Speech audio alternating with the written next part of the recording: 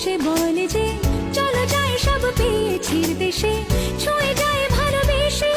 ফারহানা বিথিকে নিয়ে একের পর এক সবাই যেন মুখ খোলা শুরু করে দিয়েছে। এবার তো রীতিমতো বন্যা মুখ খুললেন ফারহানা বিথিকে নিয়ে। ফারহানা বিথি কতটা অহংকারী আর কতটা জঘন্যতম খারাপ সব কিছুই এবার বন্যা বললেন। পিছন থেকে নাকি ফারহানা বিথি সবার ক্ষতি করে যায়, আর সবার সামনে সাধু সাধে ফারহানা বিথি, সবার সামনে দেখায় সে কিছুই করে না, সব কিছুতেই সে অনেক ভালো। এমনই একটা পোস্ট শেয়ার করলেন তার সোশ্যাল হ্যান্ডেলে এবার বন্যা। বন্যা বললেন, যারা পিছন থেকে আমাদের ক্ষতি করে বা আমাদেরকে নিয়ে সমালোচনা করে তারা সামনে থেকে সাধু সেজে থাকে, মনে হয় তারা বাজা মাছটা উল্টে খেতে পারে না।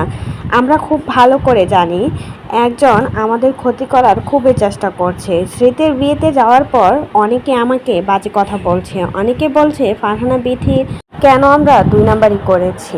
আসলে সে একজন অহংকারী মেয়ে, সে শুধু পিছন দিক দিয়ে ক্ষতি করে যায় আর সামনে থাকে সাধু সেজে। তার মুখোশ এবার সবার সামনে চলে আসবে। সবাই ফারহানা বিথিকে এখন যেন বাস দিয়ে যাচ্ছে, সবাই তো মুখ খোলা শুরু করেছে।